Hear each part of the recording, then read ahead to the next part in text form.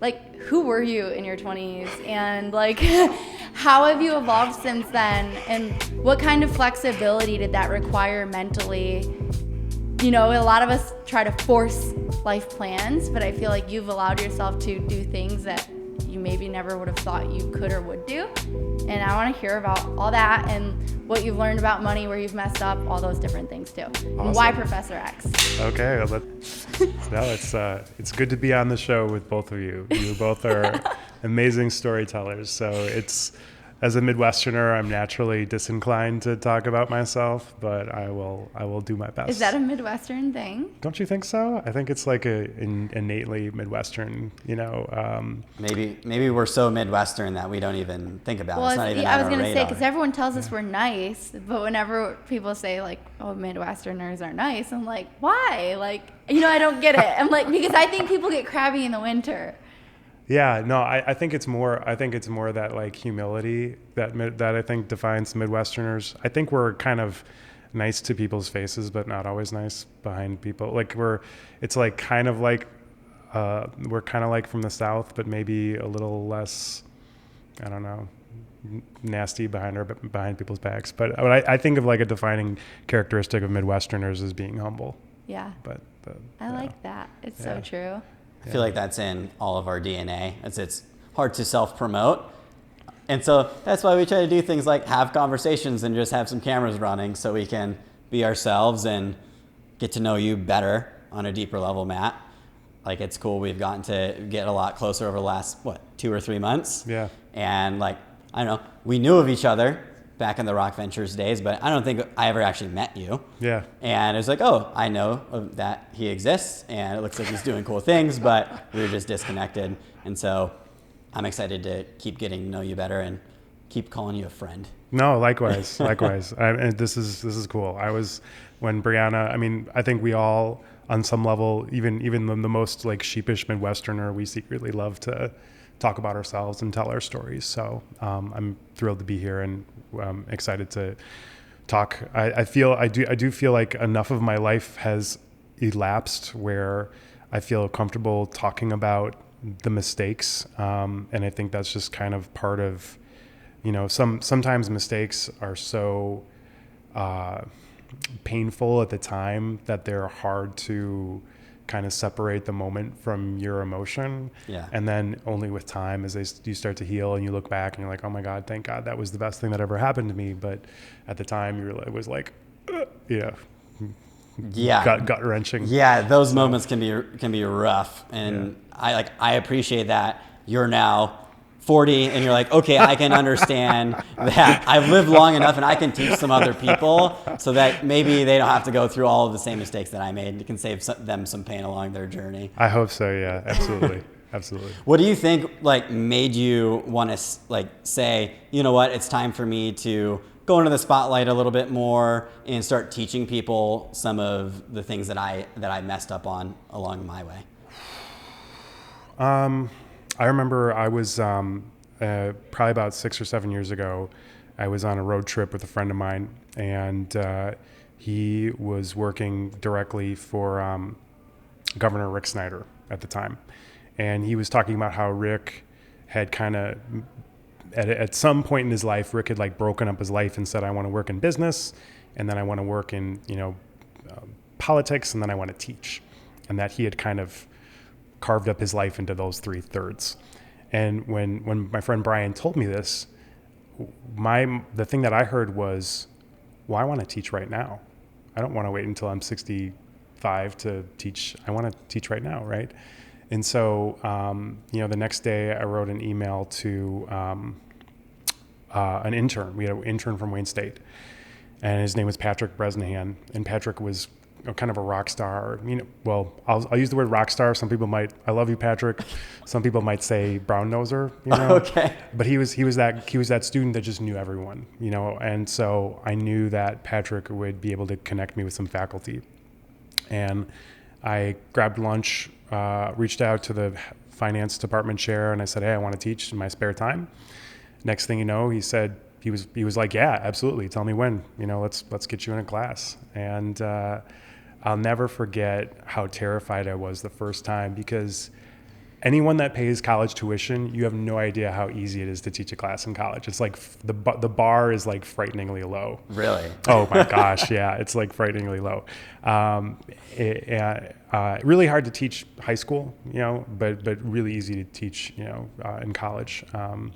I really just kind of, a lot of times people talk about the theater of retail or the theater of storytelling, right? But I think there's a certain theater to teaching. I really enjoyed just standing up in front of people and having that captive audience. It was really fun. Yeah. And you learn quickly how important it is to kind of get people's attention. And usually one of the ways that you catch people's attention or build trust with them very quickly is through being vulnerable. So. Yeah, vulnerability, when we are courageous enough to open up ourselves and show people, hey, here's the mistakes I made. Hey, I'm human. I made mistakes too. But look at me now. Like, it's okay.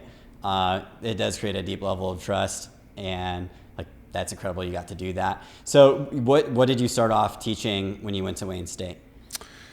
It was a pretty for any business major out there, it was introductory business finance. It was net present value and internal rate of return, and how to use the business calculator. It's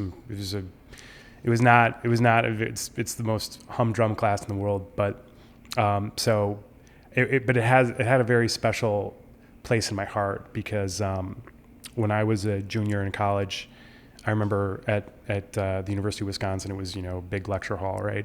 And this woman, she'd sit next to me and she'd like fall asleep on me, and her name was Lisa, and she was a marketing major. And then she'd wake up and she'd say, I have no idea, what. And I was like, so I ended up tutoring her, and I was very much, maybe this is, you look back in time and you can kind of see the dots connecting, right? But I would spend time preparing myself to tutor Lisa, and we ended up dating for a while. But I was wondering, it sounded kind of like it. She's sleeping on your shoulder. But I remember, for the class had changed. Like the class hadn't changed one iota in the 20 years since I took it. Wow. But I remember I would prepare myself to teach Lisa the material because she was a marketing major and it was just not the way her brain was wired. So I'd have to teach myself to teach her. And so one of the things I quickly realized is when you teach yourself to teach somebody, I mean, the exams in that class for me, it was like nothing, because you had to learn how to teach it. I had to learn how to teach it. Way, yeah. I had to learn how to teach it, and so I learned that there's the power in teaching. You really, you have to, you yourself will have the material down cold, and so maybe that was where the plants started to, where the seeds were sown. It sounds like it, and it's cool that you realized that she needed to learn it in a different way, and you got comfortable being creative enough to try different ways to teach her, so that way she could comprehend. So it's cool that it sounds like you've carried that into being a professor at Wayne State now as well. Is you start off? Did you say you were starting off teaching a 20-year-old course? Yeah. It was a 20-year-old. I mean, the course is old as dirt. I mean, not as old as dirt, but that business finance class the curriculum has not changed much. And, gosh, I don't even know, for 50, 60 years. There was a seminal book in the 1940s, I think it was called Graham Dodd Value Investing. That was kind of the beginning. But yeah, I mean, your challenge is always, really trying to grab the attention of your audience. You know that you guys do this in storytelling with video, right? You've got to give people analogies that they can connect with, and or metaphors, because if you're not, for me as a 40-year-old white guy, and I have to connect with people, otherwise they're not going to listen to me. Yeah. So. Brianna, it sounded like you had something. Well, yeah, I agree. But I was also thinking about how, like, your passion for education, and I'm wondering, like, you heard about, Governor Rick Snyder, and you were like, well, I want to start teaching now. But did you know that in your 20s that you would want to one day be a professor? Or was it something that you always kind of flirted with the idea of? No, I always thought people that when I was in my 20s, there's an expression which is those that do and those that can't teach. I had that lodged in my head. And so I always thought that professors were kind of like the flunkies of the business world. And who knows, maybe I'm proof that that's still true. I guess I never really thought about it. I always had kind of like a swashbuckling, like you got to kind of grab the bull by the horns, and if you can't do it, then you kind of slide off into something a little more less intense. But the irony of that statement is that when it comes to like the working inside of a university, I've never been in an environment that is more ruthless. Not from the sense of like the business, like I'm going to crush you at all costs, but the lack of civil, because when people have tenure and they're not going to get fired and they can literally speak their minds without any repercussions. Working at a university is one of the most difficult settings I've ever been in my life professionally, period. So. Yeah, because everyone has an opinion, and some people think they're getting paid to teach their opinions. Yeah, I mean, it's almost like they feel very bought in. It's kind of hard to explain. It's almost like because the faculty, I mean, they can't go anywhere. I don't mean that in a negative way, but if you have tenure, it's not a very portable job. Like you can go make videos anywhere, right? Yeah. But you can only teach, psychology of indigenous South American populations and so many places, right? Yeah. And so they feel very like bought into the success of the organization, and they don't leave.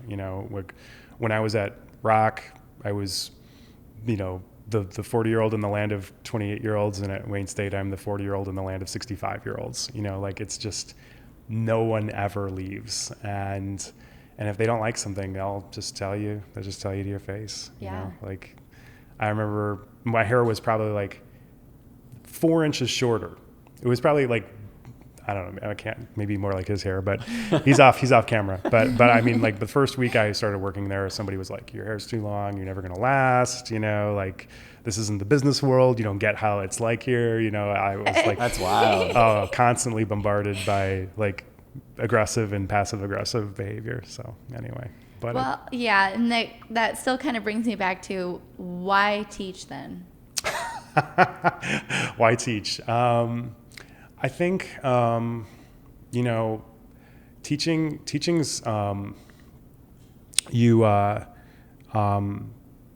it sounds cliche, but you watch, most of the class. I mean, they kind of come and go, and they don't always give you the impression that you did anything, right? Even though sometimes things that people have taught me have like echoed in my noggin for years, right? And you kind of take it for granted.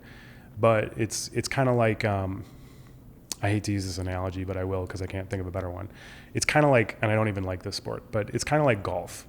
Like you play golf, and you play golf for 18 rounds, you play golf for 3 hours, and there's like 3 swings you took all day that like make you want to come back, and teaching is kind of the same way. Is you put in all this time and effort to make this class, and you try to make it fun and interesting, and then like there'll be like a handful of people, and they'll come up to you, they'll be like, you taught me, changed my life, and I'll never look at X, Y, or Z the same way, or you get an email, 2 years later that's like, oh, thanks to you, and I own a home now, or something like that, and it's not thanks to me, but it's that feeling of really genuinely deeply helping change the way someone sees the world, which is just, it's like You can't beat it. There's nothing out there that beats it. Yeah, I agree.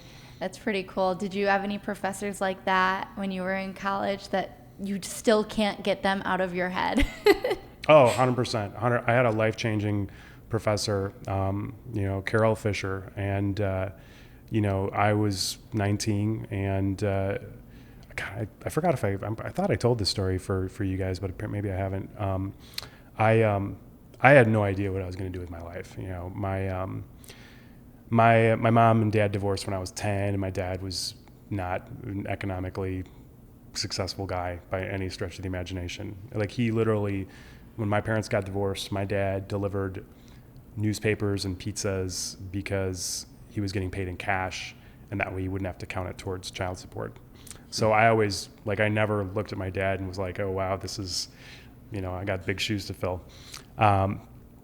So when I went to community college, and I was like, I don't know what I'm going to do with my life. And Carol, I remember, I took my first accounting class with her, and she's like, I want to get you a job at a CPA firm, And so I went to this little CPA firm in Wisconsin, and I'm doing bank reconciliations and a lot of really uninspiring work. And I came to her and I was like, I'm so grateful that you did this for me, but I just think this is the most boring work I've ever had, and I want nothing more to do with it. And she says, she said, Matt, what is Scott doing? And Scott was the gentleman that owned the firm. And I said, he usually comes in around 10 o'clock and he talks on the phone for a couple hours and he leaves. And she's like, exactly. That can be you someday. You can be the one growing the firm using your personality and your strategic mind to help work with the clients and grow the firm. And so that was when it kind of clicked for me. And that getting a degree in accounting was something I should consider. And then when I was thinking of transferring, at the time, it seems like such a minor thing, but I was the safe course would have gone to the University of Wisconsin-Milwaukee. It was in my backyard. I could stay at home, or transfer to Madison, which was the big flagship kind of Big Ten school. And I went to Professor Fisher and I'm like, hey, what should I do? She's like, what do you want to do?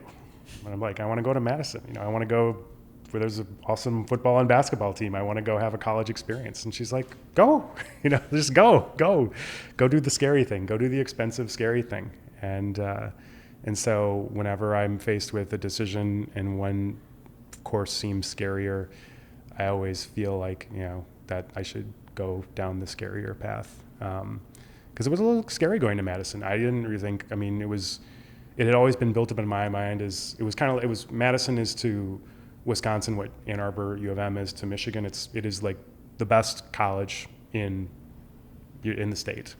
And so I didn't know if I could compete with those people. I had no idea, and but I think that's another important role that teachers play for us, is that they give us the confidence to go to test our mettle, so. It is crazy the amount of courage it takes to learn, and it is scary to go and do that new thing. Mm-hmm. But when you did it, when you moved there, when you participated, what you grew a ton from that, I would imagine.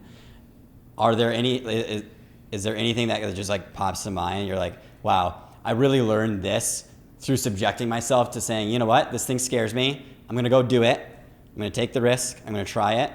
And we were talking about you learning from your life. Do you have any big takeaways that you learned from that?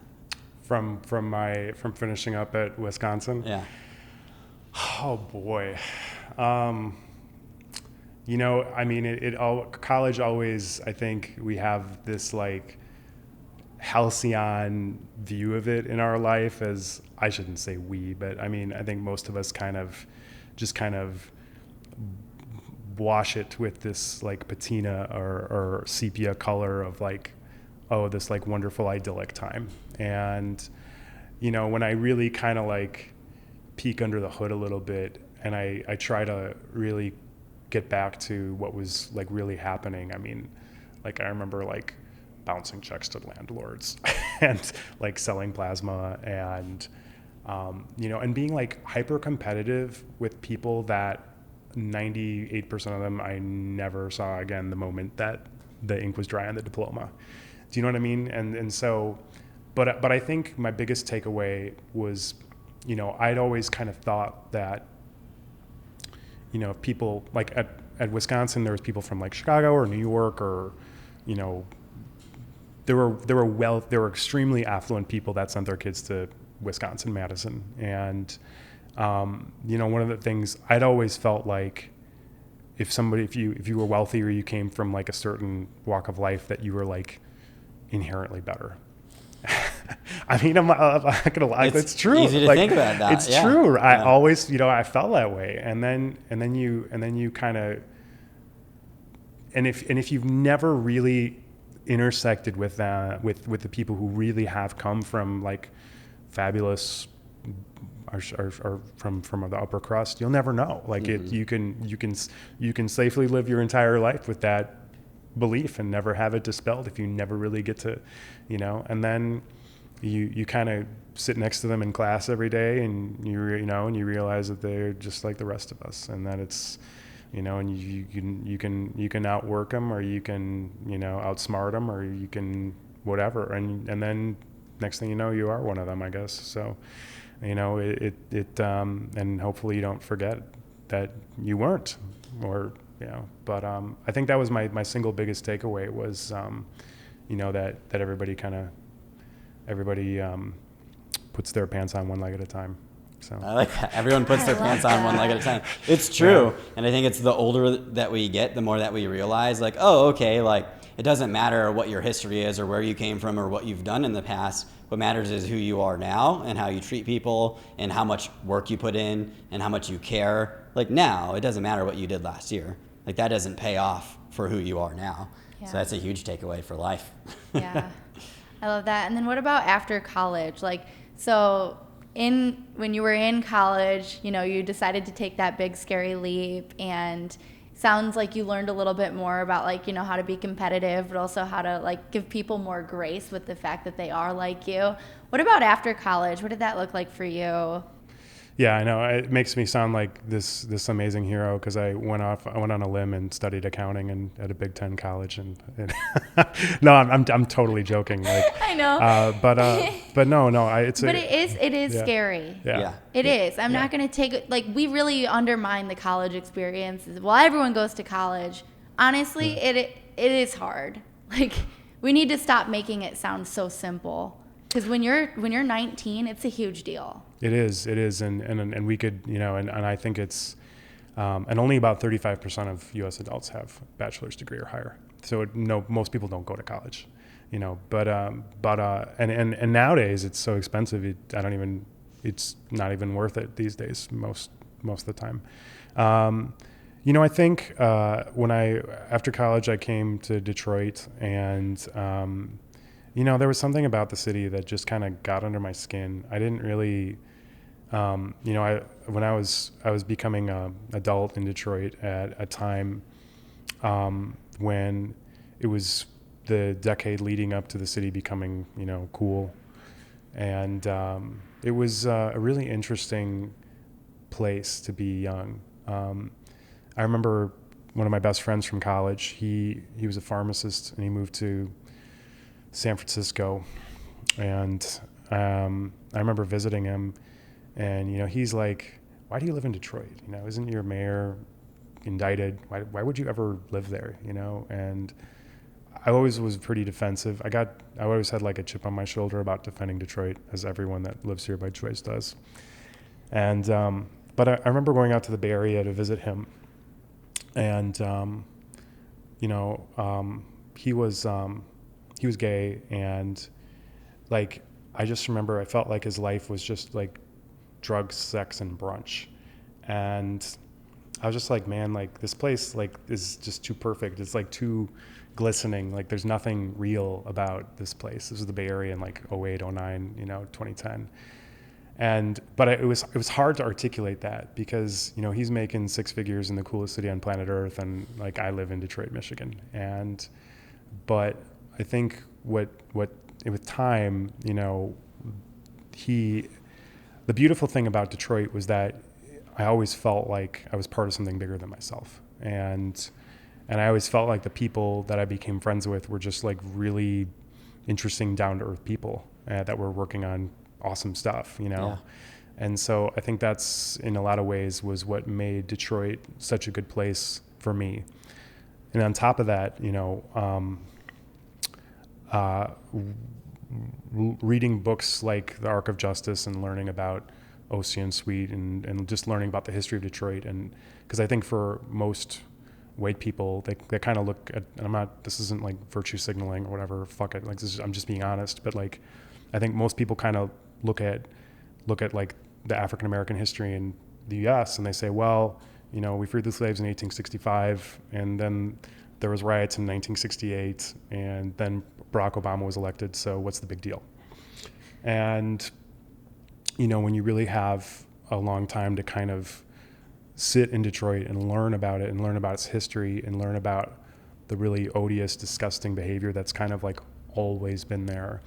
I think it gives you a chance to really understand the breadth and depth of the experience in a way that most people don't. I mean, for me, like growing up in like rural Wisconsin, it's like the land of, hardworking, conservative white people in like well-manicured cul-de-sacs. And, it's really, really hard for people in that space to understand things like systemic racism because they're so physically removed from it that it becomes an abstraction. And so I think that being in Detroit the last 15 years has really given me the ability to see that, understand that on a level that I don't think a lot of people do. So, yeah. What originally attracted you to move to Detroit? And when did you move there?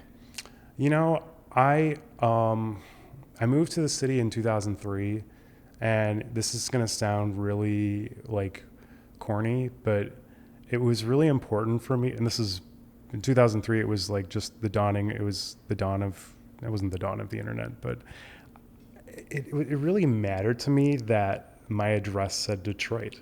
Okay. And I don't really know. I don't even know why. I mean, and I would feel the same way if I lived in Miami or Chicago or Milwaukee. Like, I always liked cities, and so it was important to me to live in the city. I don't know why. And Detroit was the one for you? Well, the Detroit in particular.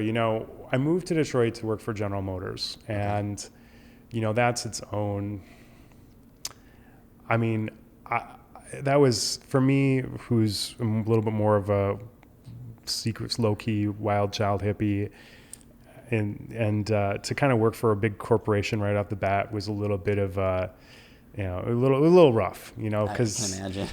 There was like you imagine like I would meet all these young people working at Quicken or Rock, and they're 23, 24 years old, and I'm like, you have no idea how lucky you are. Like you have no idea, because you just go to these large, and I'm not picking just on. I'm sure most large corporations are like this, but there weren't a lot of people. When I looked up, when you're young, it's so important to look up and to see role models. Yeah. And I looked up and I saw a bunch of I saw a lot of really good people who just wanted to get a paycheck and good benefits, and God bless them, and so I never, it was kind of hard because your whole life is about, kind of going and structure and goals. And then all of a sudden you kind of get thrown out into the real world and you have to kind of fend for yourself, which is fine. I mean, I'm not complaining, but those large corporations, whew, they're just not really inspiring places. Yeah, I can imagine. Yeah, being at Quicken is super inspiring, and they give you something to live up to and to level up to. So I appreciate that about my personal corporate experience. It's like, hey, that was an amazing place. I understand it's rare, but I learned a ton from it. So yeah, if you started off at a GM or somewhere that's not as quite forward thinking, it would be a different experience. Yeah, we talk about how Bill likes bigger companies and I don't. I like small businesses, and like I don't think it's one or the other, but Bill, his true experience with big company is Quicken, and he loves Quicken. He talks about the Rock families like he's still there and like will be for the rest of his life. And like we met and he's like, you need to read the isms, you need to read it, you'd love it. And I'm like, what the heck? He like hands me this book from 2013. He's like, the values, you'd love it. And I'm like, okay. It's super good. It is. It's even better when people, walk the walk instead of just talking the talk, Yeah. Or when you use them to like try and disarm like the bombs of bad behavior in yourself and others, because it's really powerful. Like, and honestly, like it was, I worked, the place I worked before I joined Quicken was this like mercenary consulting firm, which was like relentlessly focused on like cash and kind of saving companies. And, it was like nothing but, white male engineer and finance geeks, and that were willing to work 100 hours a week to, make money. And when I came to Rock, it was like I think I came really close to like the body rejecting the organ, because I was just like, this is not at all what I'm used to. But I saw, I'll never forget one of the last clients I worked on before I came over to Rock was Dow Chemical in Midland. And I get my first day of ISMS training, and they go on and on about how the CEO at the time, it was Bill Emerson, and how he read the emails of the complaints every day. He read the complaint log. And I remember thinking to myself, I think the Dow CEO was a guy named Andrew Liveris, who was an Australian guy. And I remember thinking to myself, I'm like, Andrew Liveris would never read the customer complaints for Dow Chemical. And I was like, if there's anyone in the organization that should be reading the customer complaints, it's the CEO. Totally, yeah. It was like that light bulb went on, flipped immediately, and I was like, oh, okay, I get what they're going, I get what they're doing here. I see it. I'll give it a chance. So I remember that light bulb moment when I was like, okay, there's something to this, Yeah, and I hate to throw names out there too, but that's like companies like Dow and GM. Like, I'm from Bay City, and so GM, there was a huge layoff, I think in 2011, that impacted a lot of my friends' parents. And so GM, like, I still drive Chevy, but that was painful for a lot of people in my town. And then Dow, they do incredible things for Midland. But I've always thought that Dow could do a better job supporting Saginaw. And so though I know like that Dow does great things for Michigan and for Midland, I've always thought they could do better. And so I heard about, how Quicken kind of helps Detroit, and it amazes me and it makes me excited. And that's why Bill gets excited about big companies, because he's like, the potential they have to build a community. Like, he's like, I've gotten to be a part of it, Brianna. Like, you can't knock someone's dream if they want to grow big and grow big and grow big, because that can be really good for a town. It doesn't have to be a bad thing. Yeah. What was your role at GM? Oh my gosh, I was a auditor for the company that doesn't even exist anymore. It was called General Motors Acceptance Corporation. They did car and home loans. Okay. And I was just kicking the tires to make sure everything was, all the controls and rules were being followed. There's a famous movie called Fargo, and the protagonist, I think, is played by Steve Buscemi. I'm looking at you. I don't know why I'm looking at you. I don't know. We were just talking about Fargo yesterday. Yep. Yeah. And you watched the TV show, Yeah, too. I've seen the TV series. Those are good. Yeah. The original movie with Dylan McDermott and Steve Buscemi. Steve Buscemi plays a General Motors GMAC auditor. Oh, okay. So, and he's ripping off the car dealership he's working at, and the GMAC auditor is like trying to like catch him. So, and then violence ensues. So yeah. Anyway, Have to add that to the watch list. yeah. You should Yeah. totally. It's Coen. I think the Coen brothers did it. It sounds familiar. Yeah. Yeah. Fargo with Dylan McDermott, Steve Buscemi. Anyway. And then you went into Quicken doing what? So I did consulting for about 8 years before Quicken, and So you went GM and then consulting. yeah, I was at Okay. GM for like a year or two. It was a okay. quick stopover, and so I was a consultant at PricewaterhouseCoopers for 4 years, and I was clean shaven, flying around on the laptop, looking at companies' financial information. Before the crash, and then after the crash, I worked at a restructuring and turnaround firm. It's kind of like an emergency room doctor, but for companies. And we would come in and try to fix companies or keep them alive by making the hard decisions to try and negotiate and fix stuff, clean stuff up, keep them going or help them go through a bankruptcy. So I actually worked on GM's bankruptcy for about 2 years as a consultant. Wow. when they were going through their big trouble in 2010. And during that time, I was in Detroit, like physically, and I wasn't traveling. And I really kind of fell in love with the city a little bit more. And there was restaurants and bars starting to pop up, and it was starting to kind of get some positive activity, and Quicken was moving downtown, and so I said, I kind of want to be a part of it somehow. And friend of a friend worked at Rock, and the next thing you know, I was working. I'll never forget. So here's a story that here's a mildly embarrassed. This story does not cast the best light on me, but so I had two job offers. One was with Rock, and one was with the city of Detroit. And I got a job with Mayor Dave Bang as the deputy finance director in the city of Detroit. And so at the time, this is before the bankruptcy for the city. Okay. And so I had talked to the woman at my old job who was the scheduler, and I said, hey, I'm putting in I got the job from the city, but I hadn't gotten the job from Rock yet. And I said, well, I'm going to probably take one of these, So so I put in my 2 weeks at work, right?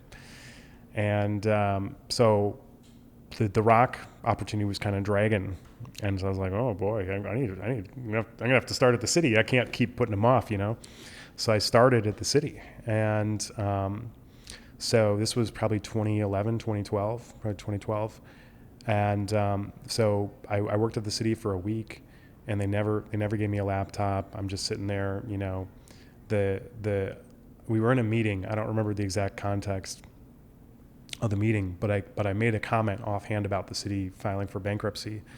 And the person who was my boss at the time, I won't say who it was, but she pulled me aside after the meeting and she said, we don't use that word. We don't use that word around here. And I said, are you, like, in my head, externally, I'm like, oh, okay. But in my head, I'm like, are you out of your fucking mind? Like, Yeah. I don't know if you noticed, but like, and a year and a half later, the city filed for bankruptcy. But so I was at the city for 4 or 5 days. And then, I got my job offer from Rock, and I was like, I'm out of here. Like, I can't, like You got to choose what's best for you as well. And you also got to make a huge impact in the city as well, working with Rock. So, I mean, yeah, that was the thing, right? Is, Dan was just kind of swimming in cash and doing all sorts of crazy good stuff. So it was I definitely felt like I had an impact, but it was, working at the city for 5 days before unceremoniously quitting was probably not my finest moment. But anyway, hey, yeah. I say props for having the courage to say, you know what, this situation isn't what I thought it was going to be. Yeah. They're avoiding problems that they know that they have. Yeah. And you can't avoid those types of problems if the organization isn't willing to do anything. There's only so much that you as a new employee can do, right? And looking at your life right now, it sounds like it wasn't your worst moment. think it was a good thing, huh? No, it was a pretty fine. good thing. Yeah. It was all right. Like I was just, I mean, there was so, that was, the city became such a better place in the intervening years and had better leadership and I'm sure better resources and everything else. But that was kind of, I don't think it, that point in time, that was like right before that was the absolute nadir, I think, for the city in a lot of ways. So I tell that story just more because I think it's an interesting anecdote than it is reflective of how bad the city was or how bad I was. But when you didn't electively talk about it, I asked too. It's not like you were like, I'm going to get on camera and talk about this. Yeah. I did ask. Yeah. Because it's a part of you. Yeah, and it was like it was.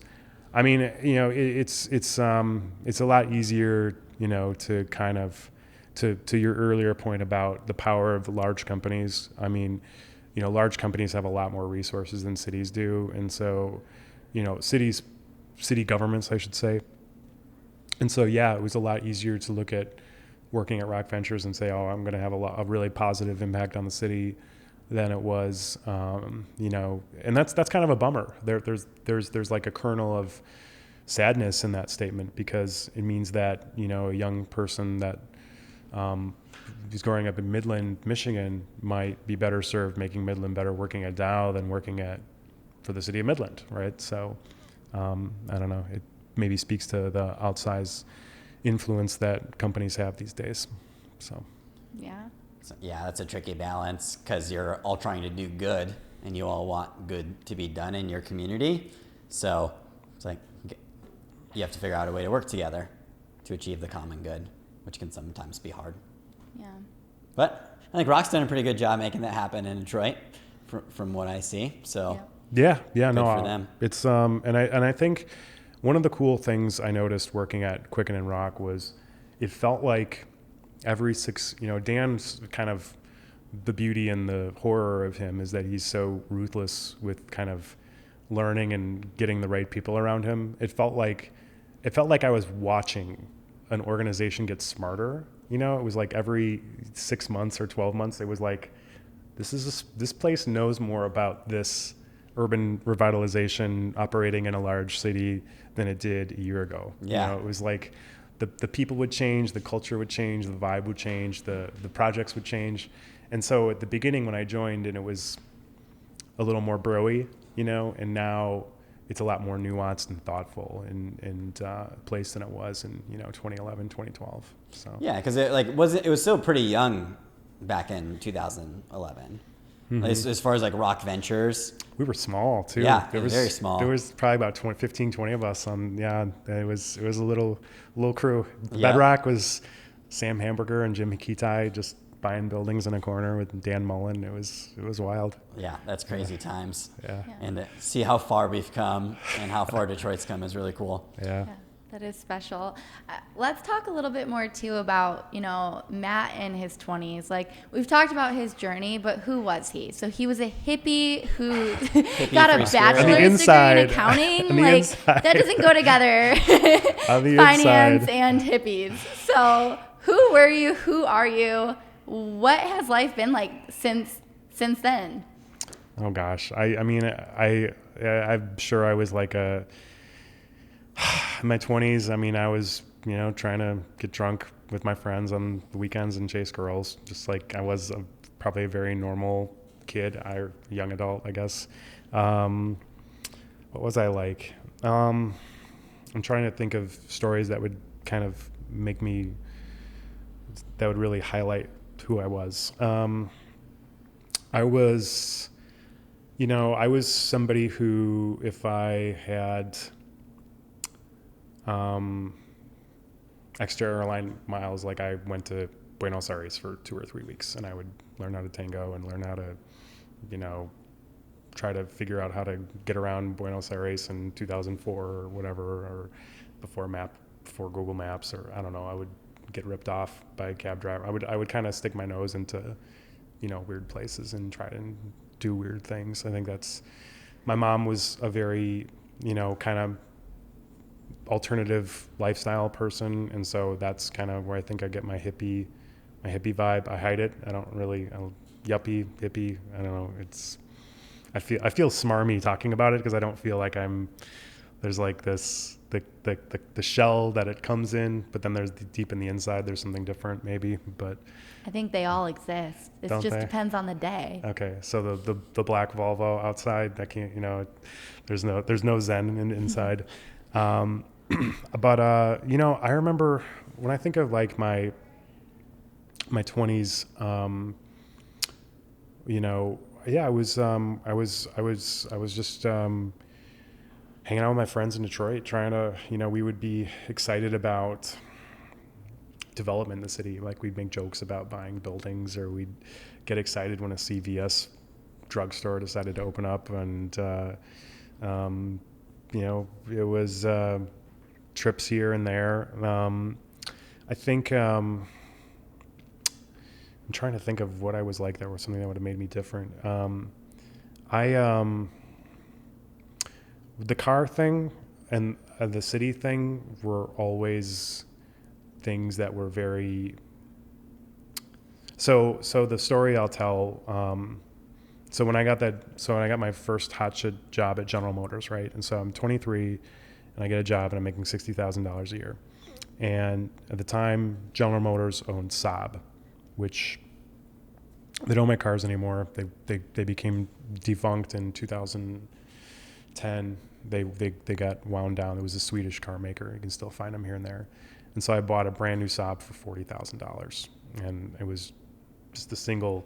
Like within months, I think within months I had an accident that cost me like $5,000, and I was just like, this was just a stupid fucking idea.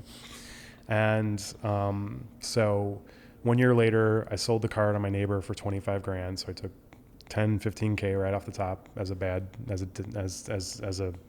waste, and then I bought the Nissan off eBay for $6,000 or $7,000 or something, and then I just drove it into the ground.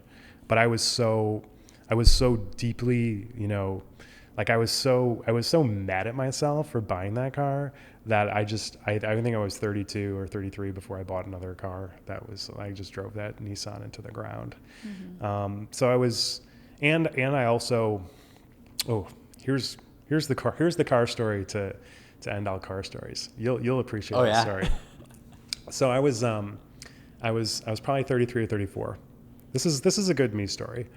And I was working for Rock at the time, and I went to some golf fundraiser at Oakland Hills, and I was going home, and I made a left-hand turn where I should have made a Michigan left. I just turned left, right? Cops pull me over, right? And the cop pulls me over, and I give him my info, right? And he comes back and he's like, "I'm sorry, sir, but you're driving on a suspended license. I'm going to have to, And I'm like, "Okay, well, can I get a ride? Can I get somebody, can I have a friend drive my car?" He's like, No, I have to impound your car, Oh, So he impounds my car, right? And so he said it was because I didn't pay a ticket for insurance, So the next day I ride my bike down to 36th District Courthouse in downtown Detroit. And I said, "Hey, I think I got a ticket for not having insurance, and blah blah blah. Help me fix this, right?" And so the cashier looks at me and she goes, "Oops, yeah, we misapplied your ticket." And I said, "Oops, oh well, that's great. This will be an easy thing to fix, So we fixed the application of but I had been driving on a suspended license because I hadn't applied my $25 insurance payment. And so I call up the 48th District Court in Bloomfield Hills, and they're like, "Oh yeah, in 2 weeks when you're arraigned, you can get your car back," and blah blah blah blah blah. And I'm like, this is the world. This is the kind of shit people have to deal with. It's crazy, jumping through hoops, right? And so I called Mike Brueggerman. Yeah. And I said, "Mike, get me my car back." This is Gilbert's head of security, and so Mike made a phone call, and I got my car back. That's funny. And I was like, number one, this is bullshit. This is not how the world works. So a couple weeks later, I go to 48th District Courthouse, and this is probably, again, it was probably like 2014, 2015, somewhere in that time frame. And I just watched this parade of people, old, young, black, white, and they were just getting ground up by these moving violations. It was like one after another, just all these people that had something to do with their car. It was, weed or speeding or something. And it was like the car was this literal vehicle that like state and local municipalities were using to just keep people in poverty, like period. And I saw this like parade of people, and I went through this, and I was like, fuck this. Like, and it was like that next week I like moved downtown, sold my car. I'm like, and I went until my mom died, and I inherited the car I bought for her. I went 4 or 5 years in Detroit without a car because I was just so appalled at like what an instrument cars were for keeping people impoverished, and like especially through the criminal justice system, which it was like maddening watching this like poor parade of people just walk through traffic court. And it's something that we don't even think about. I didn't even really think about it until I was kind of in the midst of it, and I was like, I'm done. So we're talking about how government doesn't have very much money, right? And now I'm thinking about how a lot of the money they do make is from that car stuff. Oh yeah. And that's kind of sad. Like our government makes most of their money from cars. Like that's also pretty sad. Like yes, it keeps people in poverty. But maybe it even keeps our government in poverty, because I don't think that's enough to really keep things thriving. I'm sure that for a lot of state and local governments, their traffic court system helps pay the bills. I haven't looked at the data, but I have no doubt that it's probably not something that we would be proud of. But everyone's a patriot in this country until it's time to pay their taxes, and then nobody wants to be patriotic. Oh yeah, that's so true. Yeah. I'm just thinking about like as you're talking about how much money the courts are bleeding people from their vehicles. It's like same thing for people who are buying cars that they can't afford, and like cars are expensive. I don't know the last time you looked at like leases on cars of what people typically pay, but if you see somebody driving that new Suburban XL, how much, like, do you think that they actually spent 70 grand cash to drive that car? No, they're probably spending $1,000 a month driving that car around. They're crazy expensive. And so I'm thinking about it even from that perspective as well. That's slowly bleeding people dry because cars are very much a status thing. Yeah, you need a big car if you have a big family, and it's nice to have nice things, of course. I want those things, but I know that those things aren't more important than other things that I need right now. And a lot of people just aren't educated on that. And I think it's cool that it's one thing that we get to do with making your video series is teaching people, hey, here's really what's going on behind the scenes. And just so you know where all your money is going. Yeah. Like you have control over that. Here's the education, making it simple for you. Your choice. Next. Yeah. I think 4 or more of the comments in the Intro to Professor X were actually talking about how they had a similar experience as you at a car dealership. And so I was reading your comments, and I'm like, man, like this is really dear to people. And there are even people who commented, I haven't gotten a car yet, but they look like they might be in their early 20s. And so that's really interesting too, and it's cool how you can shed a light on that for people, kind of save them before they get too deep into it. Yeah, no, it's really frustrating for me because I just see how, and I get it. I'm not made out of stone. I like nice stuff. I mean, I was, obviously I was 23. The first thing I did is I ran out and bought a $40,000 Swedish, sports car.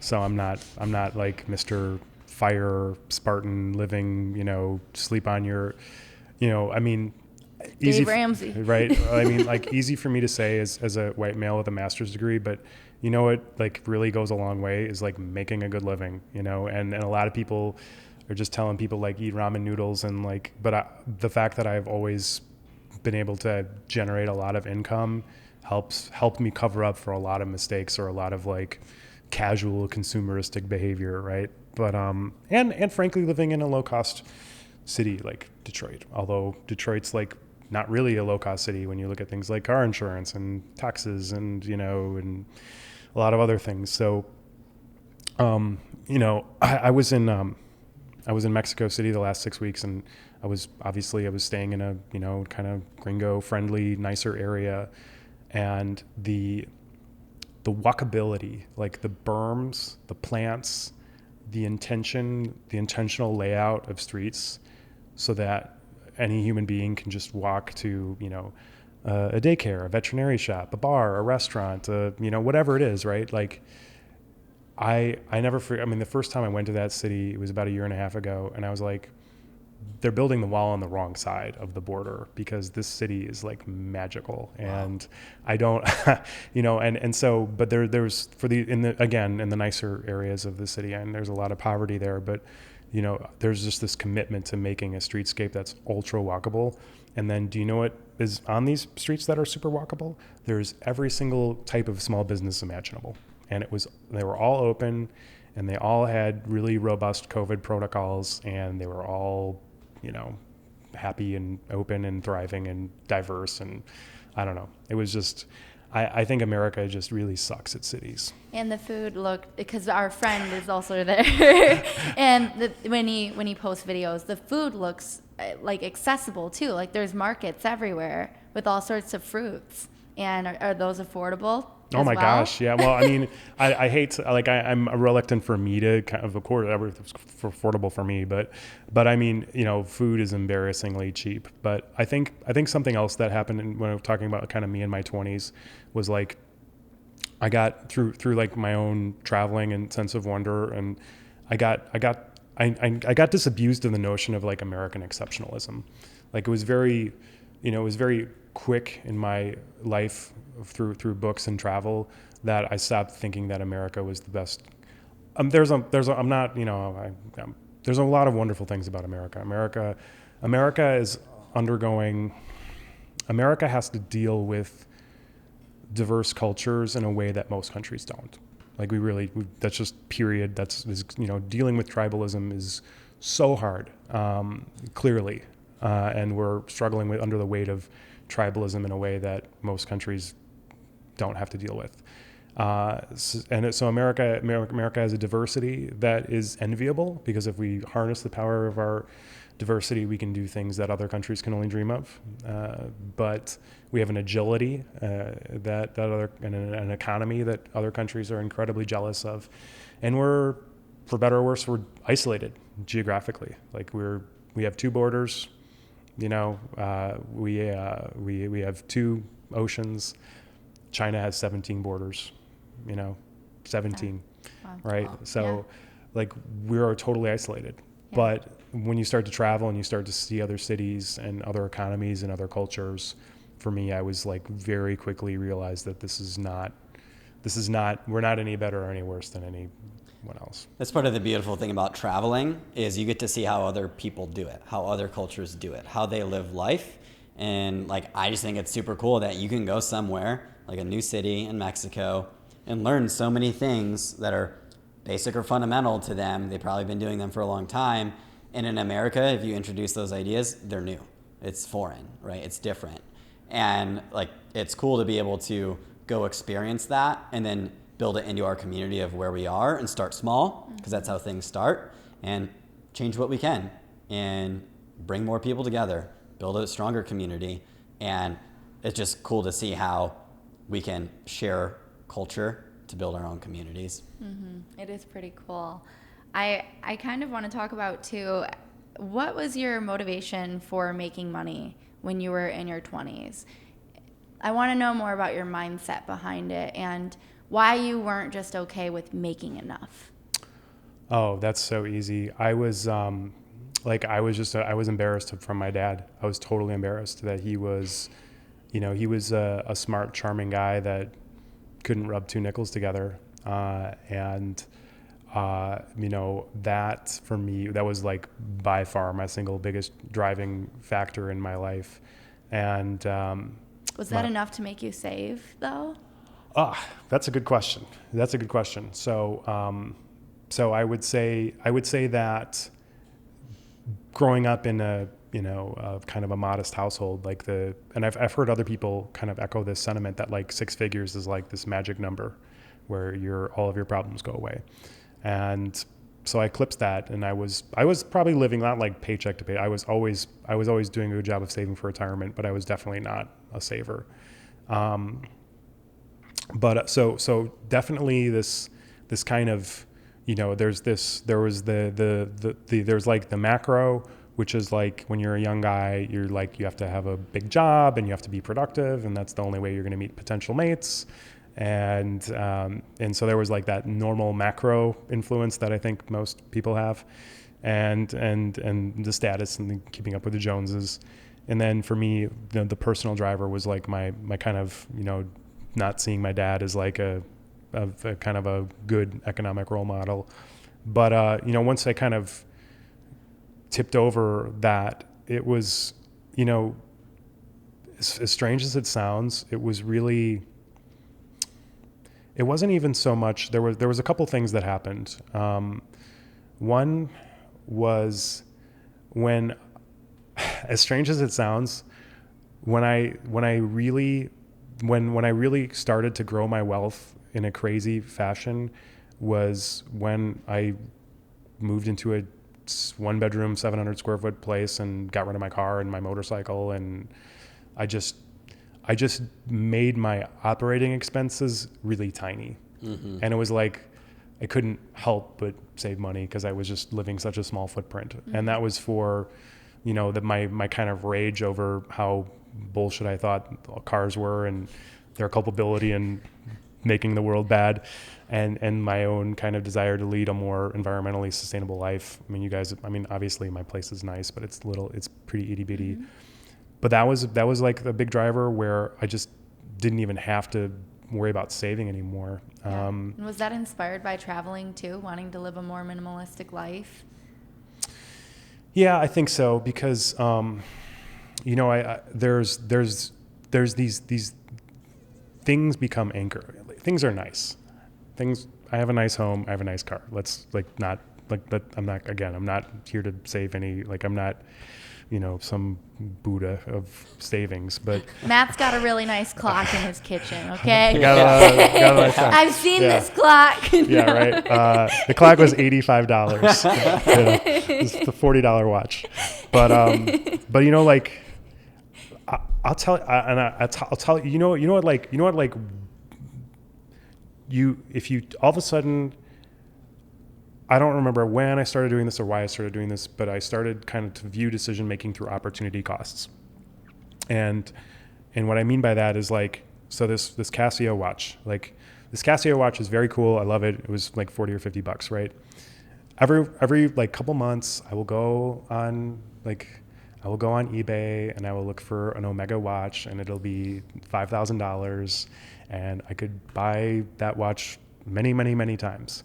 And every single time I look at that Omega watch for $5,000, I ask myself one question.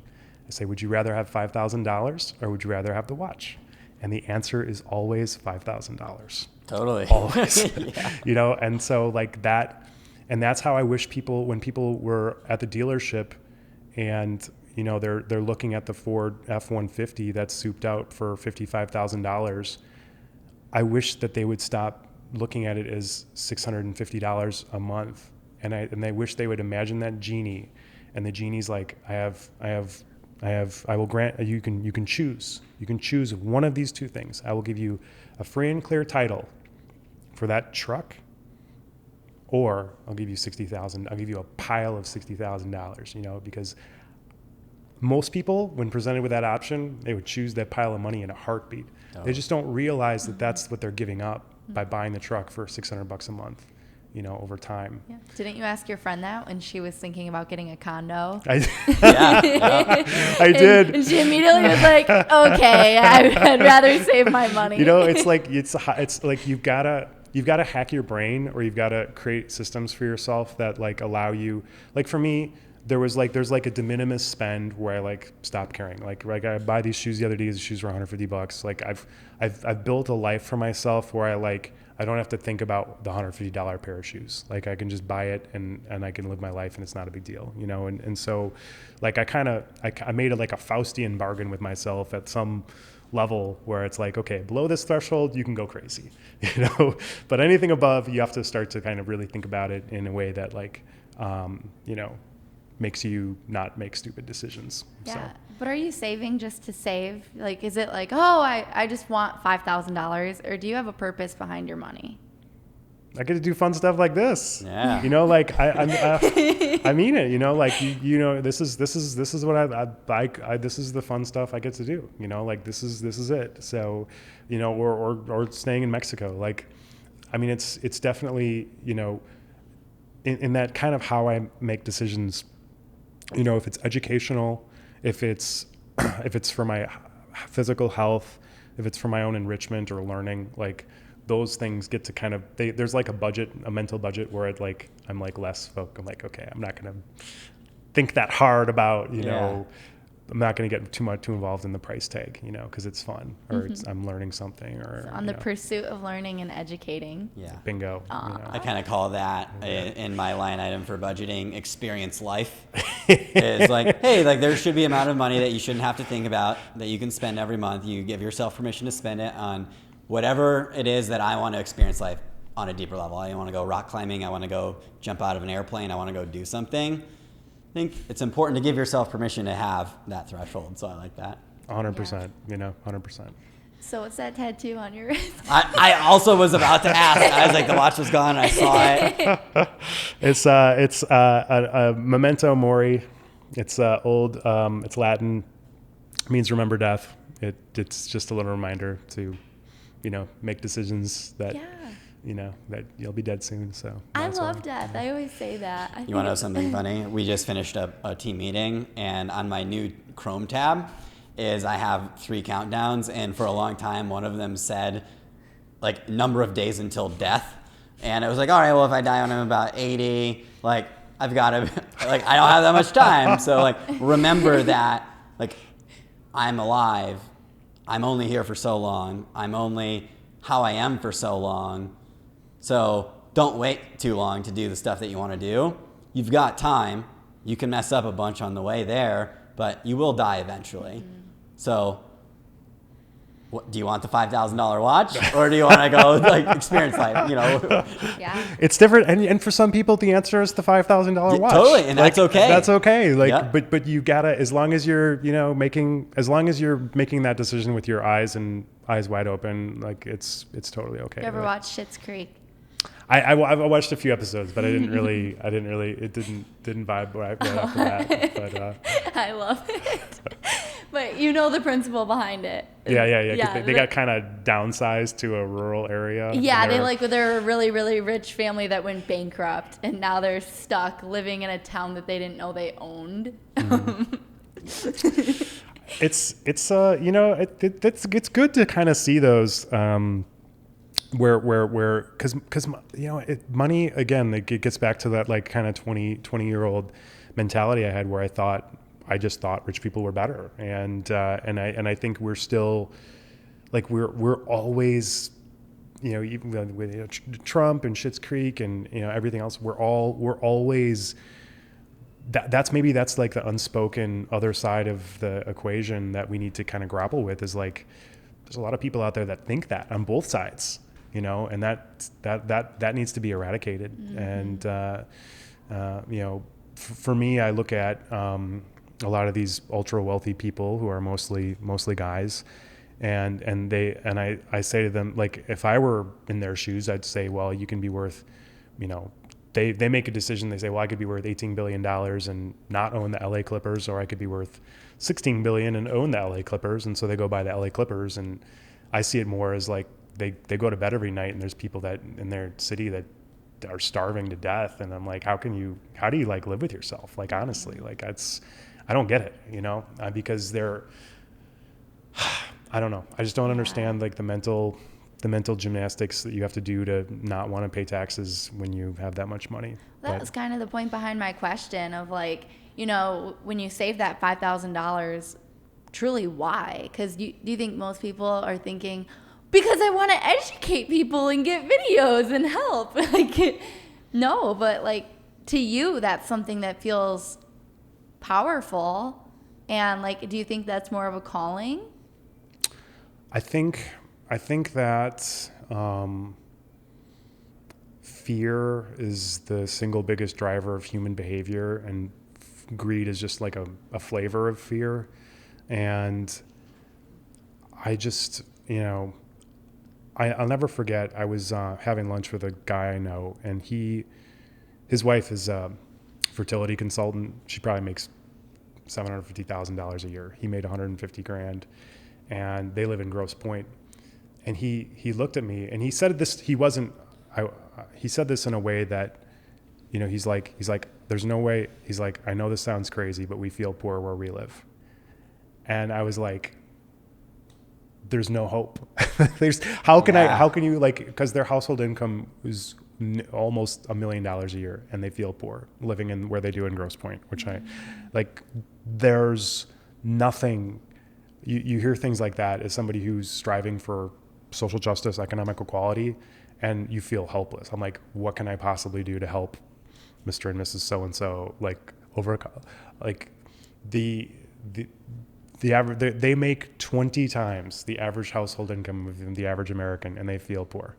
Like, there's nothing that I can say or do to help them overcome that the tyranny of their peer group, really. Yeah. It's a rough place to be. And it's a good reminder that it doesn't matter how much money you have, you still got the same problems, and doesn't matter. And it comes back to who your friends are and who your family are, and which friends you turn into family, because you're always there for each other. Right. And that's tough that there's so many cultures that are kind of invisible to a lot of people. It's like, all right, well, if you're struggling for food, it's hard to imagine that somebody making almost $1 million a year is struggling to fit in with their friends. And that's their biggest problem in life right now. I remember in my kind of dusty annals of money quotes, feeling rich is making 10% more than your brother-in-law. Yeah, there you go. That's the benchmark. That's the benchmark. That's the benchmark. Whatever it is, that's all you need to clear. Yeah. It's but it's so true, because when a lot of times when people ask me questions about money, that's usually how it's cast, is like, am I doing good for a 25-year-old? Am I doing good for a 45-year-old? I'm like, no. You're asking the wrong question. It's not you shouldn't compare yourself with a group. It's like, what do you want? What are your goals? Yeah. So one of my friends will ask me that, because we're both 23, and he loves to ask me that. Don't you feel like you're doing better than other people our age? Don't you feel this way, that way? I'm like, hell no. I'm not even close to where I want to be. And that's not just financially, that's mentally. I'd never look at other people our age and think I'm better than them. I'd look at them and I'd think, I hope they learn some of the things I'm learning, but maybe I'm doing it wrong. Maybe I should be having fun and relaxing and, being more carefree. There's no right. It's just my journey, and everyone else has their journey. But I'm in debt. I'd never feel like I'm financially secure, because I just graduated college. I don't know anyone else's financial situation after leaving college or after not going to college. So how could I say that I feel better or worse than anyone my age? 23 is the weirdest age financially. And so that's why when you said your main focus for Professor X is, people in their 20s, I think that's the best, group to educate, because we don't talk about money, and when we do, it's on a comparison level, and we're blindly comparing. I mean, to what? To all of our first out of debt, starter job incomes. Even if I had a high income, that would change nothing about my debt situation, unless if I was taking dramatic action on it right away, which wouldn't make much sense if I had a huge rent and other bills to pay. Well, and you guys got totally screwed, by the the student loan burden that's been cast upon your generation is just totally unconscionable. And the pandemic made everything weirder.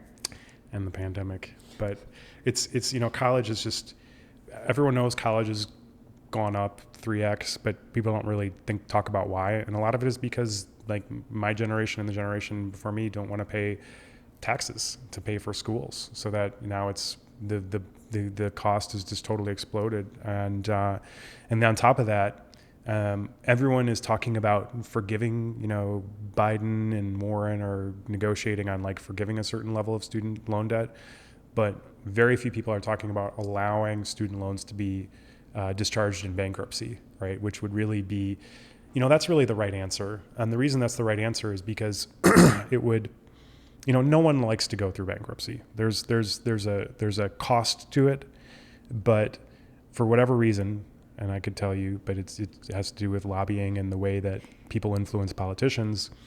If I have $20,000 in credit card to get debt, I can go to a bankruptcy court and I can have it expunged. If I have $20,000 in student loan debt, I cannot do that. And you have 18-year-olds signing promissory notes for $10, $20, $30, $40, $50, $60,000, and they don't even know what they want to do with their lives.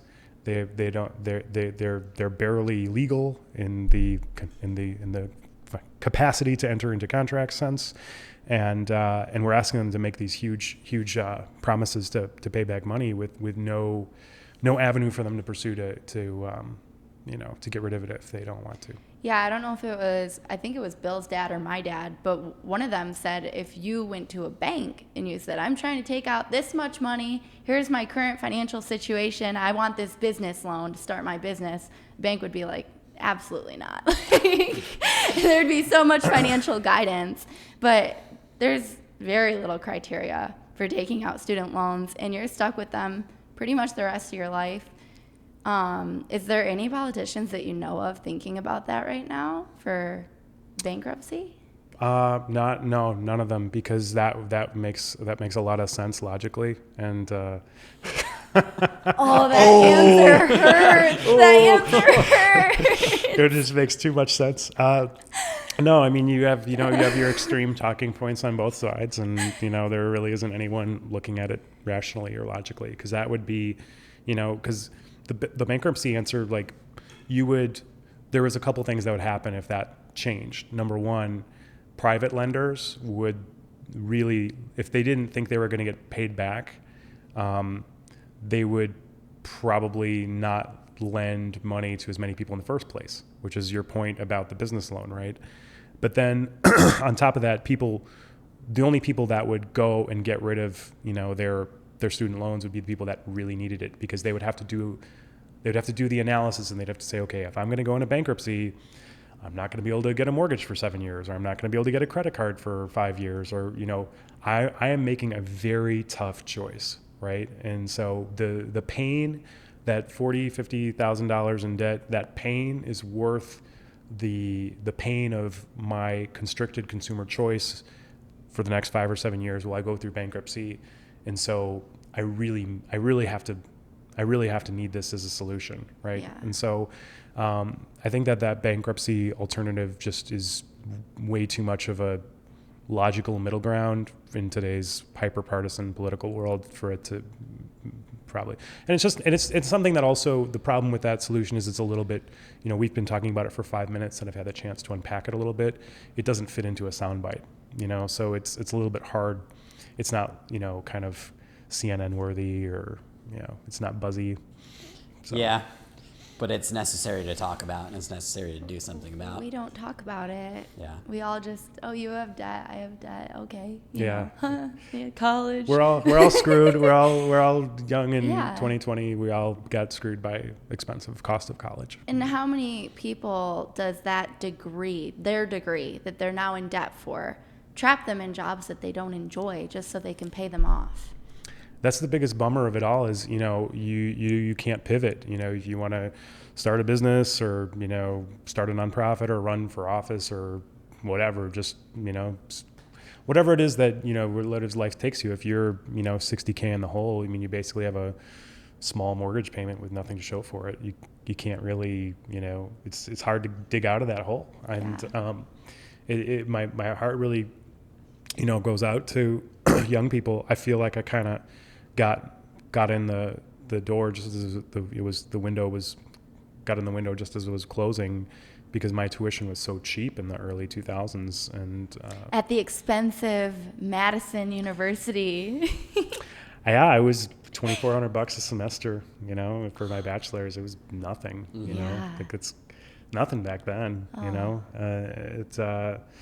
that was, yeah, now it's just ridiculous. So I feel and it's a huge problem, because it's going to make it really hard for all of you to build equity, build wealth, have kids, do all the normal things that you want to do to help move an economy forward. So, yeah, we do a lot with Ross Mortgage, and the loan officers come in here and they do a lot of talking about that, how millennials are like in so much more debt than they even realize. And a lot of it's because of how long we rent and how we lease cars, and we do all these financial things because that's what everyone else is doing. So we just don't question them. It's kind of like our routine of life is signing on to contracts and making payments. That's really, really sad and pathetic, but it's probably pretty accurate.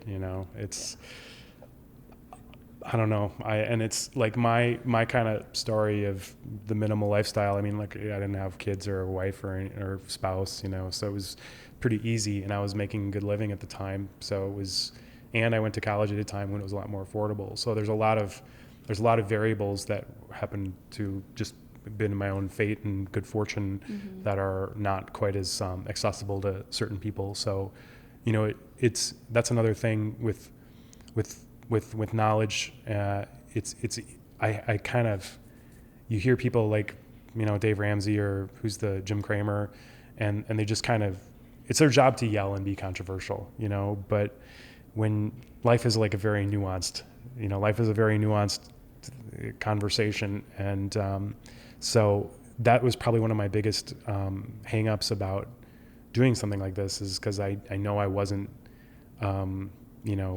a loud person in that sense. Like I can definitely be loud. There's a lot of people out there that know I can be loud when I want to be, but I just think that there's nuance, there's a nuance to talking about things that is hard to, it's hard to kind of convey in a way that our media today kind of demands, because it's with Facebook and cable news, it just is, it feels like a marketplace of ideas that is very shrill and pithy and divisive, and most things in life aren't that, and most people in life aren't that. So yeah, I love it. I tell you, I think the best thing that you can do for Professor X is just be yourself. You don't need to be like any of the other finance people. You don't need to tell the hot trending topics. I think that you get asked questions every day by people in the university, people around you in Detroit about finance and, making the right business and financial decisions.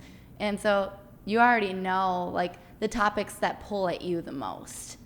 And that's going to help people more than like today's hottest trends. We need to have the conversations that people aren't having, not the ones that everyone else is already kind of, hot topic about. No, I think you're right, and I hope we can kind of, and I think we'll get there.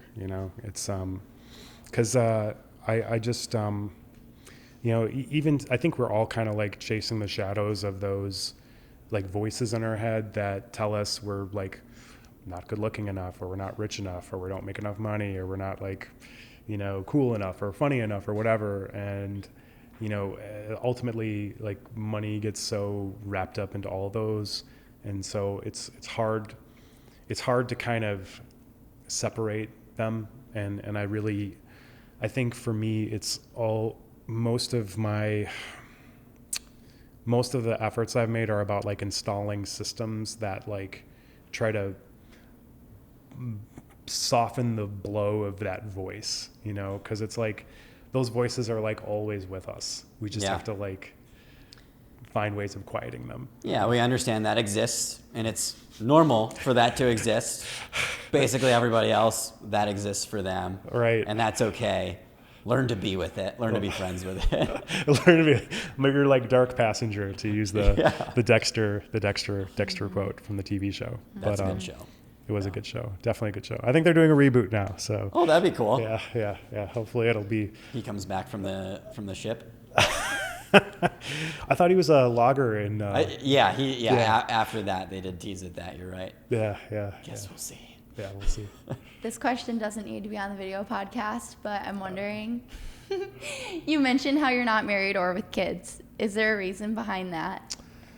Oh boy. I know. I hate to ask. It's like, that common question you probably get asked all the time. No. It's a good question. Like I don't know. I never really, there've been a couple of women I've met in my life where there've been where I probably should have, where I felt, I think I would have married them. And one time I wasn't ready. One time she wasn't ready. And then one time I was just way too young. So, I don't know. I think, I don't know. It's never really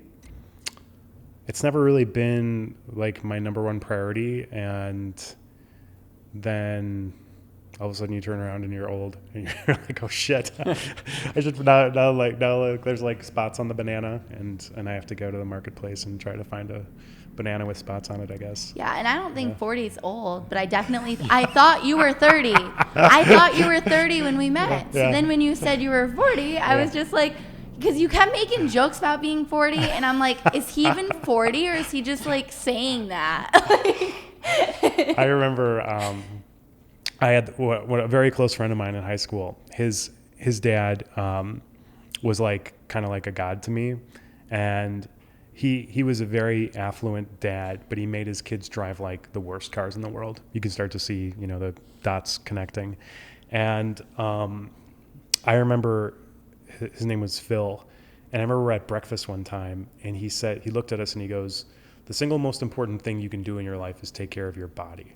And he said it like, and we're like, I don't know, 14 or 15, like, but it was like somebody just stamped it on the back of my skull. And I've like I'm not, again, I'm not like running triathlons or Ironmans here, but, like and Steve Jobs says something to this in his like famous Stanford graduation speech, and he died like 4 years later.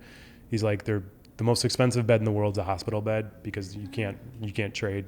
There's no amount of money you can pay to trade for the hospital bed. Yeah. That's a whole new episode. And, I think especially that was for me with COVID, I would say I was kind of like a bee taking care of myself, because anytime I'd run into a guy like Bill pre-COVID and be like, let's go grab a drink, let's go grab a beer, and so I was probably eating and drinking more. That's probably been the biggest bane for me, for my health-wise. But, I think that people treat their bodies like it's like a tomorrow thing. Like, well, if I can I'm 23, I can ride my body hard, and I don't have to deal with it until I'm 40 or 50 or 60.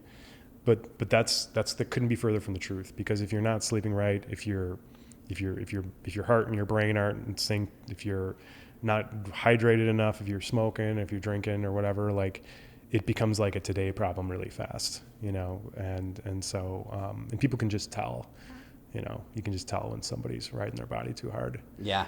So. See it in the eyes, your hair, it shows. As you're saying that, I'm like, it's the same thing for financial health as well, right? Like, you have to take care of it. Your financial health is not a tomorrow thing. It's a now thing. It's this decision, are you going to spend this money now thing? Yeah. Are you going to save now? Are you going to invest now? What are you going to do now? And I think it's like the part of your brains that makes those decisions is, it's like there was a guy in Chicago, at the University of Chicago, who won, I think he won a Nobel Prize for this. He talked about system 1 versus system 2 thinking. And it's kind of like your, oh my gosh, there's a bus coming, I need to jump out of the way, versus like what's 57 divided by 4. And the different software in our brains that's like constantly running. And the problem that most of us have is that we will make health or finance decisions with the old part, or with like our reptilian brain, and we won't, like, for instance, one of the examples I read in a book was like, if a young man is like shopping for a house, and he sees like an attractive woman next door, and so he like buys the house. Yeah. It's like, okay, that was probably not the right, like, you probably used the wrong software to make that decision. You know what I mean? So we're all kind of guilty of making, using our reptilian mind to make like health or like, I remember I used to get up early and I'd go to the YMCA and I'd work out, And then I'd walk past Ash Coffee and I'd be like, well, I'm going to go buy I was such a good guy. I got up early and I went to the Y, so I'm going to go have a 800 calorie, $5 coffee, right? Like that's like nothing about that is a good decision, you know? Yeah. And so, you know, and again, it gets back to that whole concept of like installing systems in our lives. For me, that's the way I view it, is like, I need to install systems that like get me on the good path, that automate, because when I'm allowed to make the decisions myself, I like clearly don't make good decisions. Yeah. So, you know, I like that. And I'm like thinking of like, it's kind of like bumpers when you're bowling. It's like, okay, well, these are your guidelines. I think of like decision-making frameworks. It's like, hey, Matt, you've done this before. Ask yourself these questions. If you pass the test, you can do the thing. If not, don't do it, because you know you shouldn't do it. Exactly.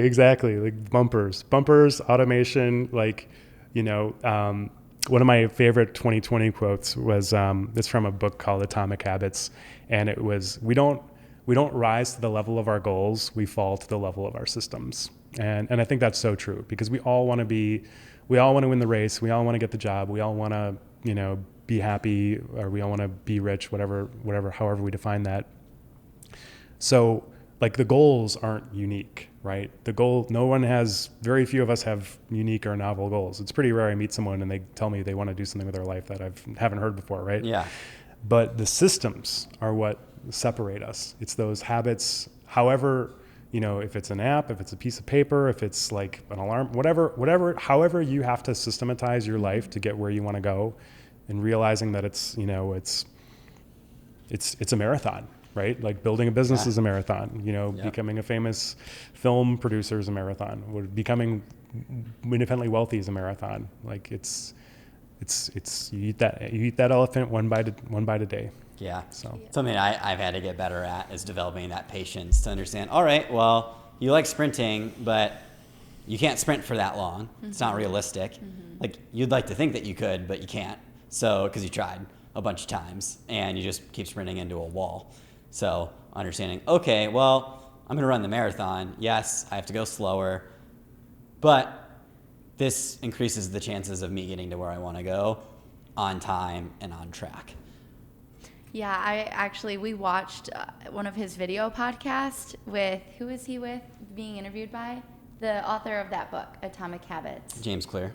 Is that who was interviewing him? That's who wrote Atomic Habits, and then Rich Roll was interviewing James. Yeah, and that interview kind of sparked a lot in my mind, and so the other day I was actually writing down my 2021 habits instead of 2021 goals. And I have a personal and professional and mindset, because to me, if they're goals, like every year I've done goals, and I don't care after February. I'm like, okay, you know, this has been nice, but I want to call them habits, because like I don't want this to stop after 2021. I don't want this to be like, okay, I hit it, I'm good.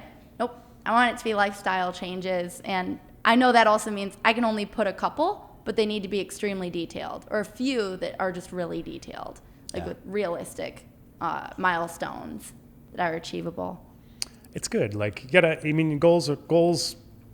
It's if you don't have good goals that inspire you, it's, you know, whenever you're in like a rut, your goals are the inspiration that like keep those, because habits suck. Like habit is like one of the most uninspiring words in the English language, right? Like habit, it doesn't matter if it's good or bad, it just sounds like something I don't want anything to do with. Because we all talk about bad habits. We'll talk about the good ones. Talk about the good ones. But the goals that you wrote down there, like there's going to be a day when you don't really feel like whatever, you know, flossing or eating broccoli or whatever it is that you're trying to aspire to, or reading extra 15 minutes of YouTube a day for learning. There you go, right? And so, you know, you're going to inspire yourself and ground that habit in that goal. You know, and so like that's how it's that reminder, that aspiration of why we have the boring ass habit that we want to do every day in the first place. So yeah, and like with that one, it's not just YouTube. It's literally like I just did get out of school, and I need to feel educated.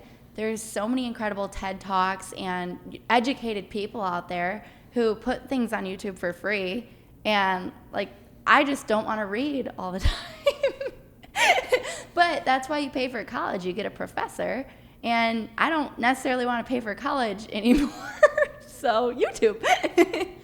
I get to watch someone talk. No, and still get educated. It's like, it's the golden age of information. Like I remember when I was in my 20s, there was this website called How Stuff Works. I don't know if it's still a thing, but it is. like, Yeah, you told me about that, Bill. I was like on there all the time because I was always kind of trying to figure. I hated not knowing things. I've always seen information as like the biggest luxury good that somebody can possess. Like you know a second language, you know about wine or cuisine, like, you know, I've always kind of seen it as like a barrier, a status symbol. And so I've always tried to know how things work. So. And it's just cool how things work when you understand how thing over here works like this and totally unrelated thing over here works like that. And then you can understand, oh, I could make this happen because you know how these two diverse things work and you can figure out how to bring them together. Yeah, and it's not just like, oh, I know how to talk wine. You know, talking about wine is one thing, but when you actually start learning about like why wine tastes the way it tastes, you can actually appreciate it so much more when you drink it. And like wine goes from being an alcoholic beverage to being something that's like truly kind of luxury per taste. You don't even want a whole glass. You're like, I'm good with a sample. Yeah, no, for sure. And you start to see, you know, to Bill's point about how the similarities in the systems, right? And you go to Central Europe and you get, you know, sauerkraut and pierogies, and you go to Asia and you get dumplings and kimchi, and it's the same.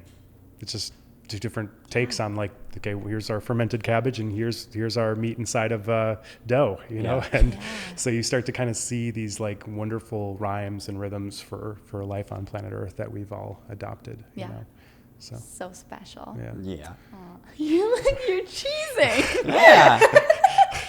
It's pretty cool. Being able to travel is cool. It inspires the mind and get to meet new people and see new things and just see how the world works in a different way. And for me, it's easy to forget when I'm not around people that like there's a whole world out there working and stuff's happening. And it's easy when we're sitting here with just a few of us to forget about the world and all of the other people out there. Yeah. If you could mention, now this will be like one of our finishing points, but 5 ways that you educate people. Not 5 topics, but 5 ways that you educate people through Professor X. What do you think those would be? Oh, you mean not the topics, but the how? Like, yeah, like I'd say if I was going to throw something out there, you have more of a sustainability passion.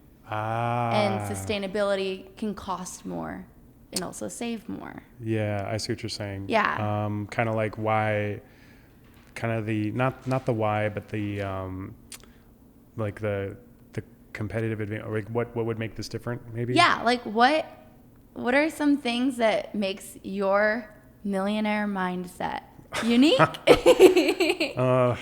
I could name a lot, but I want you to think of the ones you're most passionate about. I think it's hopefully a more like money's a tool, and I know this is maybe sounds trite, but like I really see it as, you know, having a holistic approach to money, you know, so it's not just money for money's sake.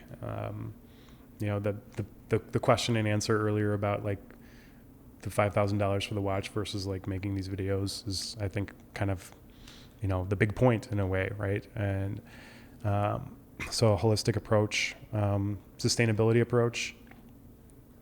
I think, you know, people think that sustainability does have to be more expensive or more time consuming when, if you really, you take it. I remember one time I was talking to a coworker when I was at the consulting firm, and he was like, oh, you know, he's asking me a question about like which bottle to recycle and how he can lead a more sustainable life. And I was like, don't build a new home and don't buy a new car. Like, I was like, if you really want to talk about like, you know, and I think he did build a McMansion in the middle of nowhere, which is like probably the single worst thing you can do. But So sustainability doesn't usually ends up saving you money, if you're living a smaller footprint life. I think understanding how money influences our world is a thread that I want to pull on, because you start to see, and it's sometimes it can be sometimes it can be pretty cynical and pretty gross when you really start to look under the hood, because most times money's driving decisions, and you can almost watch decisions get made through the lens of money, and it's just you kind of know who's going to win or lose based on who's got the bigger purse most of the time. Yeah. Sometimes the Wright brothers win, or sometimes David beats Goliath, but it's rare. Sometimes the New York Yankees lose. So I think helping people see how the impact of money as it kind of sloshes around the world and makes decisions for us is important. I wrote down integrated systems. I don't know if that applies to how money is a tool, but I feel like they're a little different, because you probably have habits that you don't even realize are integrated systems. Yeah. Are there automated things that I automated to avoid bad things in the first place from happening? Like, the turning on your 401k or turning on your bill pay, or, there's so many cool things to help. Like, I really, the behavioral psychology of money and making sure that people are building systems. For one of the scripts I was writing, I'm going to, on Wednesday, I'm going to talk about how somebody could start download an app and start saving for an emergency fund, but then they could take the email and they could take the login info and give it to someone they trust a lot. Yeah. and they could tell them to change it and tell them that here's the criteria of things that I could come to you with that would require you to give me the password.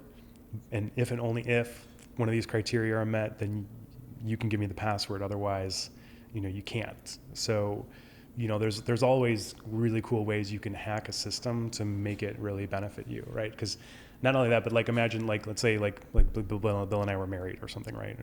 And so I'm like, okay, I know he has a vested interest in me having a emergency fund, right? And so if I give him the keys to the safe, so to speak, then I don't have to worry. I guess if he steals from me, then I have there are bigger problems. Yeah. but if you have that trusted confidant, then I can come to him and I'm like, okay, here's the 5 criteria, and maybe it's embarrassing, right? Maybe they're so then maybe I'm naturally. Anytime embarrassment is the single biggest driver of human behavior. So anytime you can use embarrassment to hack your brain, you can, or fear or avoidance. Gambling, drugs, alcohol, these are actually normal things. Bingo. That put us into debt that we deal with in marriages and in normal life. Honestly, it's terrifying if you don't have someone there for you, like a best friend or, a trusted partner to help you to say, what are you doing? Yeah. I've known plenty of people who have succumbed to, gambling, there's a lot of bad stuff out there trying to take your money. Yeah. So, but yeah, the systems and the behavioral psychology, and again, just money doesn't make you happy. It's just a tool. Yeah. So. Yep. Money doesn't make you happy, but debt makes you sad. That makes you sad. That's your thing. That makes you sad. True. So. And it's cool too. I didn't know you had a background with small business. Oh yeah. From my mom to Boost Up, and I've definitely done I paid my entrepreneurial sacrifices. Yeah. So my mom, she had a daycare, and that was how she paid the bills. So I remember stuffing envelopes and helping her with the books and all sorts of fun stuff. Yeah. So. And then with consulting, was that all big business though? Oh yeah. Yeah. Oh okay. yeah. That was like fancy. It was like fancy consulting. Okay, like Dow. Like it was like the Dows and the General Motors. But I remember one of my coolest projects was I actually worked at SCAD, the Savannah College of Art and Design, for 3 months, and that was really interesting. Yeah. Because I don't know, I learned a lot about universities and how fucked up they are. Yeah. But now you're working for one. They are pretty fucked up. Yeah, but what you're doing is, I feel like you're also helping professors build up their own personal brand in a way too. Like, how do you word what you're doing with them? Well, for them it's about they have skin in the game, because the way that our intellectual property rules are written is that they get royalty revenue if their idea ever sees the light of day. So they have a huge incentive to, if they come up with a new, compound for cell phone paint, they could make $1 million. So it's the university too, because it's our intellectual property. But it's really kind of skewed more towards the faculty that do stuff in, like College of Engineering or School of Medicine or chemistry or stuff like that. So it's not, it's great, but it's kind of more like that hard technology versus, they get to keep, if they write a book, they get to keep all the copyrights right away, or do a video like this. So they don't, they can go just make all that money. So I don't get a lot of the soft science or like the psychology professors. They don't care about me. They're not interested. No. Okay. Yeah. They know people. That sounds weird. I was gonna say they know people, so they don't have to rely on you. They just go write their book, or they go do their speech, or they go publish their research, and that's that. Yeah. Yeah. Aw, well, cool. Yeah. Good stuff. Matt, I'm so excited for you. Thanks for being here. Matt, thank you so much for joining us on Making Mammoth, the first episode where we get to learn all about you and why we're such good friends now. Yeah. It's been my pleasure. You guys are so much fun to work with, and it's absolutely my pleasure. Sweet. If people want to learn more about everything that you're doing, where can they find you on the internet?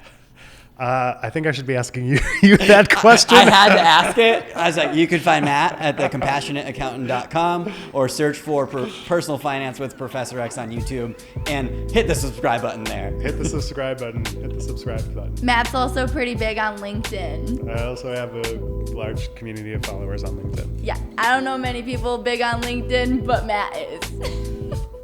Heck yeah. Good stuff. All right. I love it. Thanks, guys.